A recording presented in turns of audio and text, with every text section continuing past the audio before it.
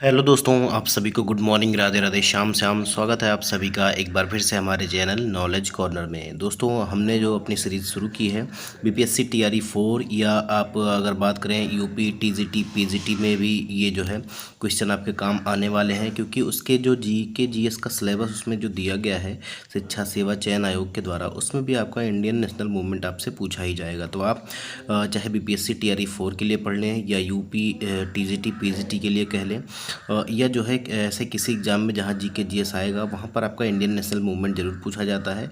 तो उसी के संबंध में आज की ये हमारी क्लास आपकी होने वाली है।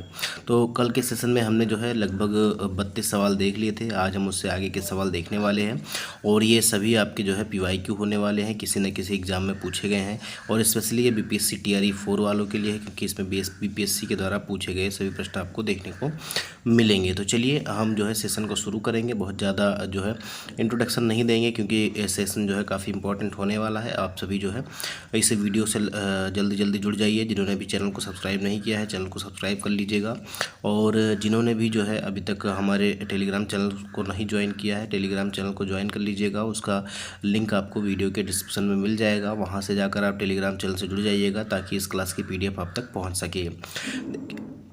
अब देखिए, हम क्वेश्चन तो देखें ही देखेंगे, उसके बाद जो एक्स्ट्रा फैक्ट है और जो भी एग्ज़ाम में सवाल बन सकते हैं वो भी साथ साथ में जो है देखते हुए चलेंगे। तो चलिए हम देखते हैं। हमारा पहला सवाल है कि new lamps for the old, ये किसने लिखा है? New lamps for the old जो है ये किसने लिखा है, ये आपको बताना है। तो इसका जो सही जवाब हो जाएगा वो कौन सा हो जाएगा? तो इसका सही जवाब हो जाएगा अरविंदो घोष। ठीक है, अरविंद घोष।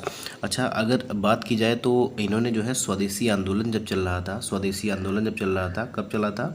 1905 में, जब बंगाल का विभाजन हुआ था। उसके बाद जो 1906 में एक जो है बंगाल नेशनल कॉलेज की स्थापना भी हुई थी। ठीक है, वहाँ पर एक जो है स्कूल की स्थापना भी इन्होंने की थी, याद रखिएगा। तो ये उसके जो है प्रिंसिपल भी बने थे। आप लोग ये चीज़ भी याद रखिएगा। तो बी विकल्प इसका जो है ये हमारा सही हो जाएगा। 17वीं बीपीएससी प्री 2024 में ये सवाल पूछा गया था। अगला सवाल देखिए, भारतीय राष्ट्रीय कांग्रेस के द्वितीय सम्मेलन में कितने मुस्लिम प्रतिनिधियों ने भाग लिया? तो कल भी मैंने आपको बताया था कि पहले जो अधिवेशन था वो कहाँ पर हुआ था? तो वो बम्बई में हुआ था, और उसमें जो है केवल और केवल 2 मुस्लिम प्रतिनिधियों ने भाग लिया था। लेकिन दूसरे अधिवेशन में जो है 33 मुस्लिम प्रतिनिधियों ने भाग लिया था। ठीक है, तो इसका सही जवाब कौन सा हो जाएगा? बी विकल्प हो जाएगा। तो और अगर बात की जाए कि दूसरे अधिवेशन की अध्यक्षता किसने की थी, तो दादा भाई नौरोजी ने की थी। और ये जो है 1886 में हुआ था, याद रखिएगा। कहाँ पे हुआ था? कलकत्ता में हुआ था। 66वीं बीपीएससी रे एग्ज़ाम 2020 में ये सवाल जो है पूछा गया था। अगला सवाल देखिए, 35 नंबर का सवाल है कि 1916 के लखनऊ सत्र के दौरान भारतीय राष्ट्रीय कांग्रेस के अध्यक्ष कौन थे? अब देखिए, 1916 में कुछ इंपॉर्टेंट चीज़ें हुई थी, वो भी आपको जाननी चाहिए। 1916 का जो लखनऊ अधिवेशन है, जिसको हम लखनऊ समझौता कहते हैं, इसमें जो है मुस्लिम लीग और जो है इंडियन नेशनल कांग्रेस जो है ये जो इनका जो है वो हो गया था। इन्होंने सुलह कर ली थी, और जो है इनका जो मुस्लिम लीग लगातार मांग रही थी कि इनको जो है निर्वाचन क्षेत्र दिया जाए, पृथक निर्वाचन क्षेत्र, उसको भी जो है यहाँ पर इंडियन नेशनल कांग्रेस ने मान लिया था। तो इनका भी समझौता हो गया था। इसके अलावा गरम दल और जो है नरम दल भी यहाँ पर मिल गए थे। गरम दल और नरम दल भी मिल गए थे। कब इनका विभाजन हुआ था? तो इनका विभाजन जो हुआ था वो 1907 के सूरत अधिवेशन में हुआ था। और एक ये 1916 का ही लखनऊ अधिवेशन है, जिसमें राजकुमार शुक्ल जी ने जो है गांधी जी से मुलाकात की थी, और उन्हें चंपारण आने का न्योता भी दिया था। और उनका जो ध्यान है वो चंपारण में जो नील की खेती कर रहे किसान थे, उनके लिए, उनके प्रति जो है आकर्षित किया था। तो ये भी चीज़ें बहुत इंपॉर्टेंट है, ये आपसे पूछी जाती हैं। तो इसी जो 1916 का लखनऊ अधिवेशन है, ये 3 चीज़ों के लिए बहुत ही इंपॉर्टेंट रूप से जाना जाता है। पहले तो राजकुमार शुक्ल जी ने गांधी जी को निमंत्रण दिया था चंपारण आने के लिए। दूसरा, आपका मुस्लिम लीग और जो है इंडियन नेशनल कांग्रेस के बीच में समझौता हो गया था। और गरम दल और नरम दल जो 1907 में अलग हुए थे, वो यहाँ पर आकर मिल गए थे। दोनों के बीच में जो है समझौता हो गया था।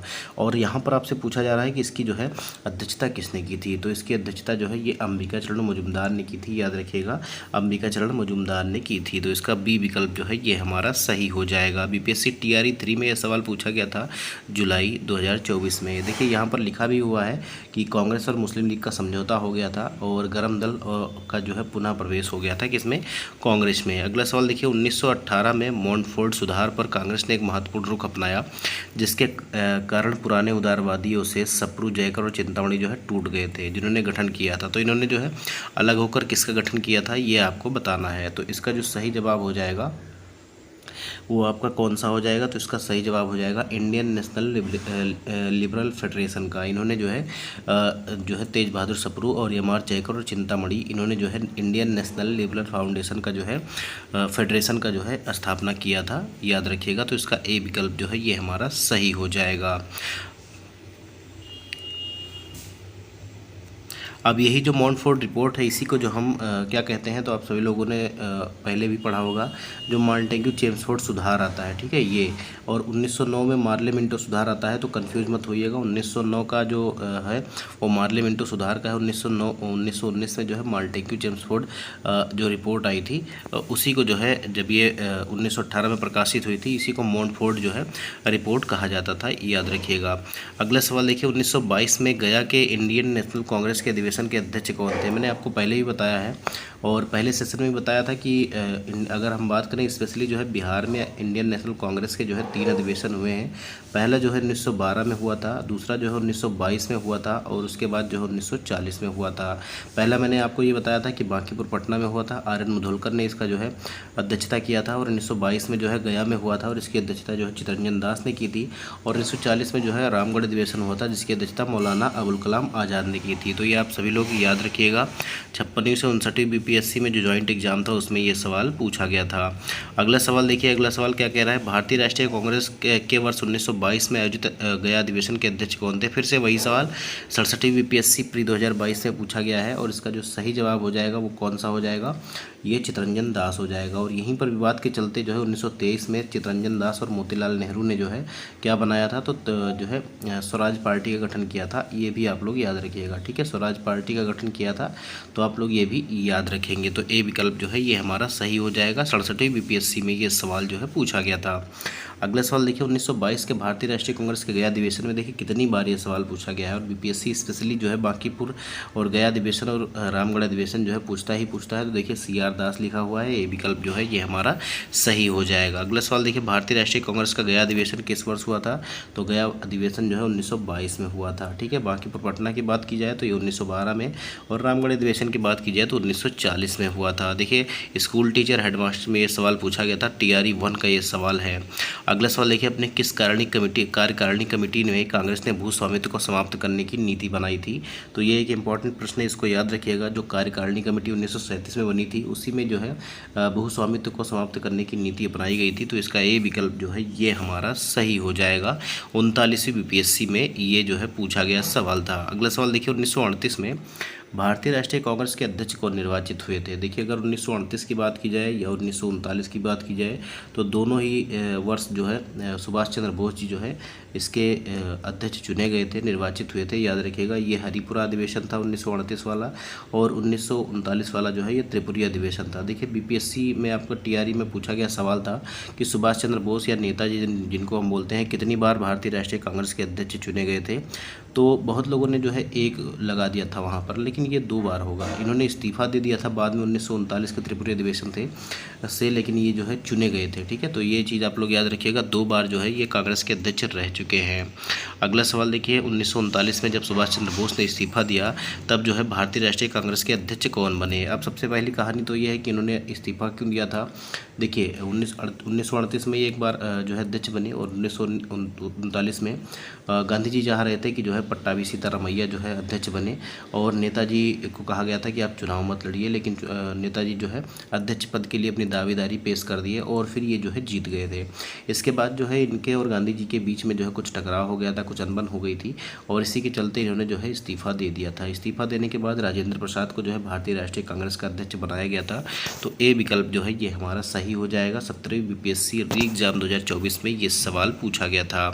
अगला सवाल देखिए, 1888 में इलाहाबाद में किस राजा ने भारतीय राष्ट्रीय कांग्रेस के चौथे अधिवेशन के संपन्न होने में बहुत बहुमूल्य भूमिका जो है प्रदान की थी? तो अगर हम बात करें तो इस टाइम क्या हुआ था कि अंग्रेज़ जो है कहीं भी अधिवेशन करने की इजाज़त नहीं दे रहे थे। तो जो है इलाहाबाद में दरभंगा के जो राजा थे इन्होंने जो है ज़मीन खरीद कर और जो है वहाँ पर जो है अधिवेशन कराने का जो है योगदान दिया था, तो इसीलिए जो है दरभंगा के राजा हो जाएगा। ठीक है, दरभंगा के राजा हो जाएगा।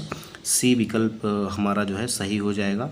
इनका नाम जो है मुझे अभी याद नहीं आ रहा है, मैं कमेंट बॉक्स में आपको बता दूंगा, या अगर किसी को पता है, शायद मन कामेश्वर सिंह ऐसे करके कुछ था, तो आप लोग अगर आपको जो है एग्जैक्ट पता है तो आप लोग कमेंट बॉक्स के माध्यम से हम तक अपनी बात जो है पहुंचाने का प्रयास करिएगा। तो इसका सी विकल्प जो है ये हमारा सही हो जाएगा।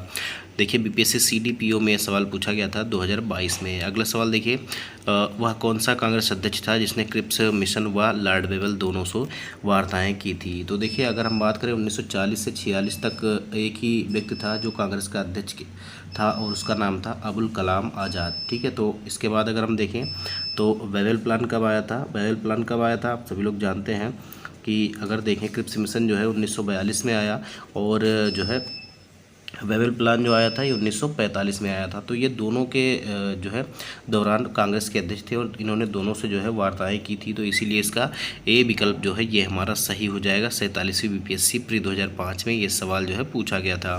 अगला सवाल देखिए, भारत के विभाजन के समय भारतीय राष्ट्रीय कांग्रेस का अध्यक्ष कौन था। भारत के विभाजन के समय भारतीय राष्ट्रीय कांग्रेस का अध्यक्ष कौन था ये आपको बताना है। तो इसका जो सही जवाब हो जाएगा ये आपका JB कृपलानी हो जाएंगे, JB कृपलानी हो जाएंगे, याद रखिएगा। नवंबर 1946 में जो है मेरठ अधिवेशन में इनको जो है अध्यक्ष चुना गया था, तो ये भी आप लोग याद रखिएगा। अगला सवाल देखिए, अगला सवाल क्या कह रहा है, सन 1947 के भारतीय राष्ट्रीय कांग्रेस के दिल्ली अधिवेशन की अध्यक्षता जो है किसने की थी। सन 1947 के भारतीय राष्ट्रीय कांग्रेस के दिल्ली अधिवेशन की अध्यक्षता किसने की थी ये आपको बताना है।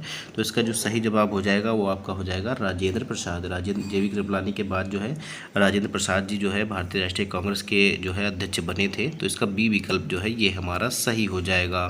अगला सवाल देखिए, इलाहाबाद में संपन्न कांग्रेस कार्यकारिणी समिति की बैठक अप्रैल मई 1942 में निम्नलिखित सदस्यों में से एक सदस्य भारत के नाजीवाद, फांसीवाद और साम्राज्यवाद विरोधी निश्चित रूप के कारण जापान के विरुद्ध जो है गुरिल्ला युद्ध की अपनी योजना के पक्ष में बहुमत जुटाने में सक्षम हुए थे, तो वो कौन थे। तो बहुत ही आसान सा सवाल है, केवल जो है लाइन काफ़ी बड़ी कर दी गई है, लेकिन इसका सही जवाब जो है ये जवाहरलाल नेहरू हो जाएगा। ठीक है, जवाहरलाल नेहरू हो जाएगा। तो डी विकल्प इसका जो है ये हमारा सही हो जाएगा और ये बैठक जो है 13 मई 1942 को हुई थी। अगला सवाल देखिए 49 नंबर का सवाल है और कहा जा रहा है कि निम्नलिखित में से भारतीय राष्ट्रीय कांग्रेस के किस अधिवेशन में पहली बार मौलिक अधिकारों से संबंधित जो है प्रस्ताव पारित किए गए थे। तो बहुत ही आसान सा सवाल है और 1931 का जो कराची अधिवेशन था जिसकी अध्यक्षता किसने की थी, सरदार वल्लभ भाई पटेल ने की थी, ये याद रखिएगा। इसकी अध्यक्षता जो है ये सरदार वल्लभ भाई पटेल ने की थी, याद रखिएगा। तो इन्हीं की अध्यक्षता में जो है ये पहली बार जो है मौलिक अधिकारों से संबंधित प्रस्ताव जो है पास किए गए थे, याद रखिएगा। अगर हम बात करें 16 जो है 1907 का सूरत अधिवेशन, तो यहाँ पर जो है उदारवादी और जो है गर्मपंथी ये दोनों अलग हो गए थे, या हम कह सकते हैं नरम दल और गर्म दल में जो है विभाजन हो गया था। और गया अधिवेशन जो है बिहार में हुआ था जिसकी अध्यक्षता जो है चित्तरंजन दास ने की थी। तो आप सभी लोग ये भी बात याद रखिएगा। अगला सवाल देखिए, अगला सवाल सुभाष चंद्र बोस किस वर्ष भारतीय राष्ट्रीय कांग्रेस के अध्यक्ष थे। अब देखिए यहाँ पर यही सवाल जो है अभी मैं थोड़ी देर पहले आपसे कह रहा था कि किस वर्ष जो है ये अध्यक्ष थे, ये भी आपसे पूछा गया था। तो बहुत बच्चों ने जो है केवल 1938 सही किया था, लेकिन ये 1938 में भी थे और 1939 में भी थे, तो उपयुक्त में से एक से अधिक हो जाएगा। हाँ, 1939 में चुने जाने के बाद कुछ दिनों बाद जो है इन्होंने कुछ मतभेद के चलते जो है इस्तीफा दे दिया था, लेकिन जो है ये 1938 में भी अध्यक्ष बने थे और 1939 में बने थे, तो दोनों बार ये अध्यक्ष थे। तो इसका उपयुक्त में से एक से अधिक जवाब जो है ये हमारा सही हो जाएगा। अगला सवाल देखिए, किस अखबार ने भारतीय राष्ट्रीय कांग्रेस को संभावित भविष्य की भूमिका के बारे में निम्नलिखित लिखा कि हमारे देश की भावी संसद का केंद्र है और यह हमारे देशवासियों के लिए अकल्पनीय परिमाण की भलाई की ओर ले जाएगा। तो ये कौन से अखबार ने लिखा था ये आपको बताना है। तो कांग्रेस के बारे में यह किसने कहा था, तो इसका सही जवाब जो है ये आपका कौन सा हो जाएगा, तो ये आपका हो जाएगा द इंडियन मिरर। ठीक है, द इंडियन मिरर हो जाएगा। ये विकल्प जो है ये हमारा सही हो जाएगा। अगला सवाल देखिए, अगला सवाल जो है अब यहाँ से हम देखेंगे कि कांग्रेस में गर्म दल और नरम दल का राजनीतिक प्रभुत्व कैसा था। देखिए कहा जा रहा है स्वराज्य हमारा जन्मसिद्ध अधिकार है और हम इसे लेकर रहेंगे, यह नारा जो है किसने दिया था। तो ये गर्म दल के नेता थे जिनका नाम था बाल गंगाधर तिलक। बाल गंगाधर तिलक ने यह नारा दिया था। सी विकल्प जो है ये हमारा सही हो जाएगा। बीपीएससी CDPO में ये सवाल जो है पूछा गया था। अगला सवाल देखिए, अधिकतर नरमपंथी नेता कहाँ से थे ये आपको बताना है। तो अगर हम बात करें, अधिकतर नरमपंथी जो नेता थे ये जो है न तो ग्रामीण शहरों से थे, न ग्रामीण और शहरी से भी नहीं थे, पंजाब से भी नहीं, ये केवल और केवल जो है शहरी क्षेत्र से थे। बी विकल्प जो है ये हमारा सही हो जाएगा। अगला सवाल देखिए, अगला सवाल क्या कहा जा रहा है, निम्न में से कौन उग्रपंथी नहीं था, मतलब गर्म दल का कौन सा नहीं था ये आपको बताना है। तो अगर हम बात करें, तिलक जो है ये भी उग्रपंथी थे, मतलब जो है उधम सिंह भी थे, मदन लाल ढींगरा भी थे, लेकिन गोपाल कृष्ण गोखले जो है ये नरम दल के नेता थे, याद रखिएगा। डी विकल्प जो है ये हमारा सही हो जाएगा। अगला सवाल देखिए, अगला सवाल क्या कह रहा है कि भारतीय राष्ट्रीय आंदोलन गर्मपंथियों के प्रभावाधीन में कब आया था। तो कब आया था ये आपको बताना है। देखिए जब जो है विभाजन हो गया इनका, ठीक है, विभाजन कब हुआ था, 1907 में हुआ था। और इनके अधीन में जब कब आया था गर्मपंथियों के, तो 1906 के बाद आ गया था, याद रखिएगा। 1906 के बाद आपने मुजफ्फरपुर बम कांड देखा होगा, ककोरी कांड देखा होगा, ऐसी अलग अलग घटनाएं जो है हो रही थी और ये गर्मपंथियों के द्वारा ही की जा रही थी। तो ए विकल्प जो है इसका ये हमारा सही हो जाएगा।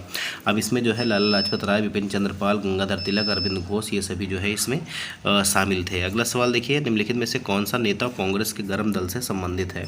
अब गर्म दल में मैंने अभी आपसे कहा कि अरविंद घोष जो है और बाल गंगाधर तिलक हो गए, ये सभी जो है इसमें से संबंधित हैं, और विपिन चंद्र पाल जो हो गए ये सभी गर्म दल से संबंधित हैं।